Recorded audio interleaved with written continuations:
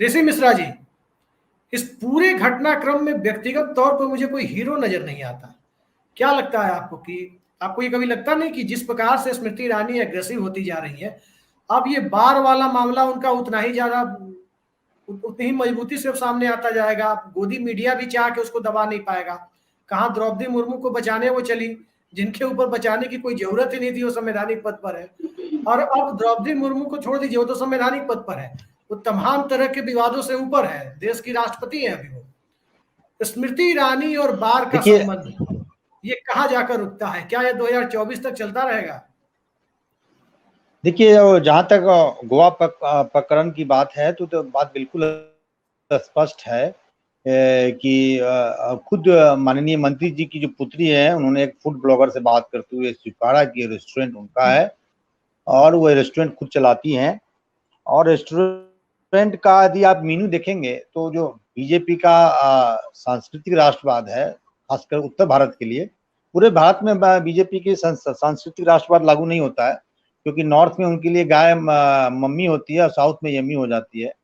और आपने उनके बीजेपी के कई नेताओं का बयान देखा होगा, खासकर गौ मांस को लेकर, रेड मीट को लेकर, उनका कैसा अप्रोच रहता है एक ही विषय को लेकर। नॉर्थ में उनके लिए गाय माँ हो जाती है, और गोवा में उनका यदि मैनिफेस्टो यदि देखा होगा बीजेपी का मैनिफेस्टो गोवा विधानसभा चुनाव का, तो उसमें उन्होंने स्पष्ट कहा है, गोवा ही नहीं केरला में भी उन्होंने कहा है कि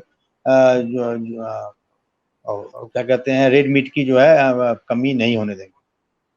जहां तक आज जो डेवलपमेंट हुआ है पार्लियामेंट में उसकी बात करें तो मुझे नहीं लगता है कि सोनिया गांधी जी का कोई आज गलती है। सोनिया गांधी जी जब पार्लियामेंट शोर शराबे के बीच स्थगन पार्लियामेंट में हुआ, उसके बाद वो जा रही थी, तब बीजेपी के तरफ से बीजेपी के जो सांसद हैं शोर शराबा कर रहे थे। उसी में सोनिया गांधी ने उस समय पीठासीन रामा देवी जी थी, रामा देवी जी से उन्होंने पूछा, जब अधीर रंजन चौधरी ने इस विषय को लेकर माफी मांग ली है तो फिर मेरा नाम क्यों उसमें घसीटा जा रहा है, मेरा नाम क्यों लिया जा रहा है। उसी बीच में जब स्मृति ईरानी आके जिस प्रकार से बदतमीजी सोनिया गांधी जी से की, ये बिल्कुल अनपार्लियामेंट्री है और माननीय लोकसभा अध्यक्ष को इस चीज को देखना चाहिए। कांग्रेस सांसदों ने माननीय लोकसभा अध्यक्ष को नोटिस भी दिया है इस विषय को लेकर। अब ये देखना होगा कि लोकसभा अध्यक्ष इस पे क्या कार्रवाई करते हैं। जहां तक अधीर रंजन चौधरी का बयान है, मेरा आप लोगों से थोड़ा इस पे डिफर है कि यदि आप चुने हुए सांसद हैं, विपक्ष के नेता हैं, जब आप बयान देते हैं, और यदि एबीपी न्यूज पे उन्होंने ये बयान दिया था, यदि आप उनको देखेंगे, एक बार नहीं दो से अधिक बार उन्होंने राष्ट्रपति जैसे शब्दों का इस्तेमाल किया है। मुझे लगता है अधीर रंजन चौधरी जी को ऐसे शब्दों से, ऐसे बयानों से बचना चाहिए। आप ऐसे देते हैं जिससे कहीं ना कहीं पार्टी को ऋषि आप मिश्रा जी, बैकफुट ये पिलाते हैं। एक और बयान है। पूर्व में भी अधीर रंजन ऋषि चौधरी मिश्रा जी, जी, ऋषि मिश्रा जी, एक बयान है, सुनीलम जी मौजूद है, बताएंगे ज्यादा बेहतर ढंग से।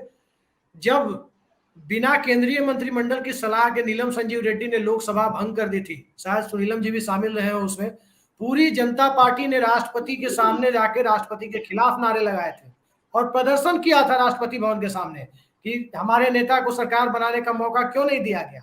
तो ये भी हुआ है, तब तो किसी ने इस तरह का हंगामा नहीं किया।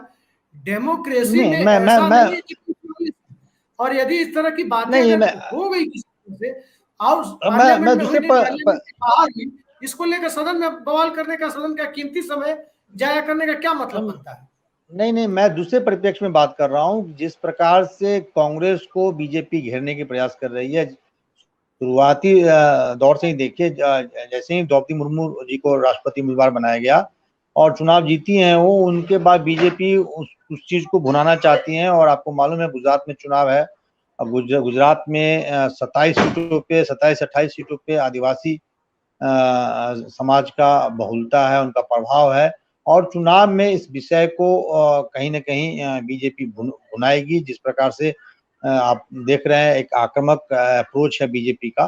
तो कांग्रेस के पॉइंट ऑफ व्यू से मैं ये कह रहा हूँ कि एक पार्टी के रणनीतिकार हैं आप, विपक्ष के नेता हैं आप अधीर रंजन चौधरी साहब, आपको ऐसे बयान से बचना चाहिए जिससे कांग्रेस को परेशानी हो।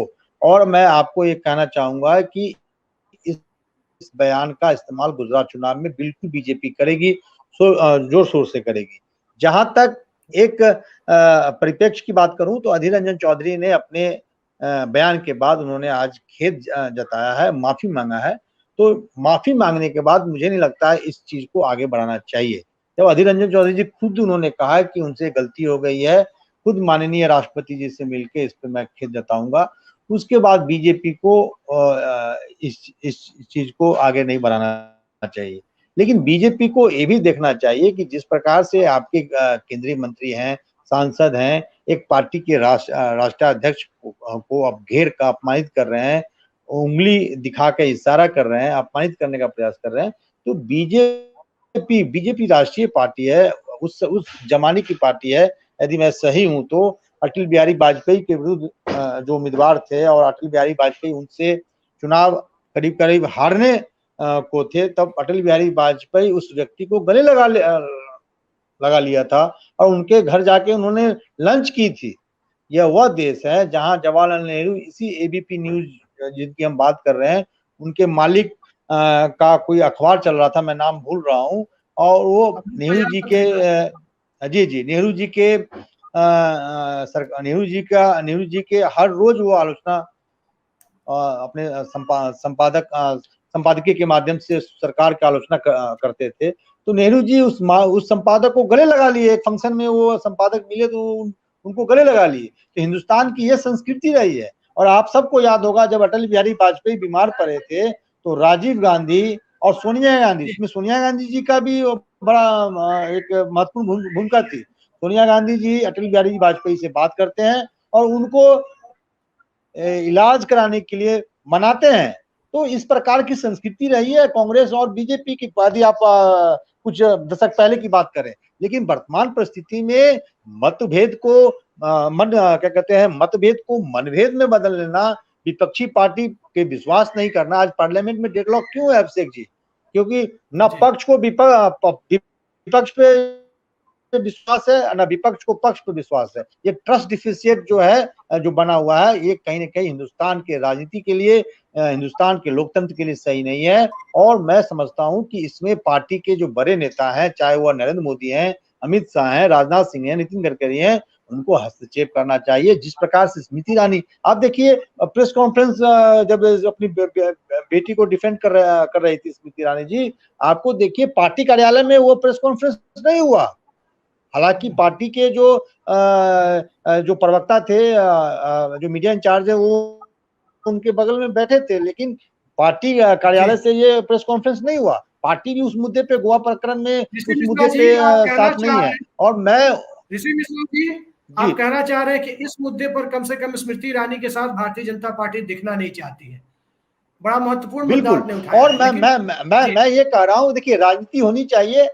आप एक दूसरे पे वार कीजिए, आप वैचारिक मतभेद है, वैचारिक वार होना चाहिए, लेकिन जिस प्रकार से बिलो द बेल्ट आप जाके आप राजनीति कर रहे हैं, वो सही नहीं है। और मैं दूसरी तरफ अधीर रंजन चौधरी जी को भी आपके माध्यम से ये कहना चाहूंगा कि आप एक जिम्मेवार पद पे हैं, आप चुने हुए नेता हैं, बहुत सीनियर नेता हैं। आपको ऐसे बयान नहीं देना चाहिए जिससे पार्टी जो है, पार्टी की स्थिति जो है आप मजबूत करने के बजाय कमजोर करते हैं। ऐसे पूर्व में कई नेताओं ने बयान दिया है। आप ये ऐसे बयानों से कांग्रेस कहीं ना कहीं कमजोर होती है। तो ऐसा इन चीजों को जो वरिष्ठ नेता है उनको ख्याल रखना चाहिए।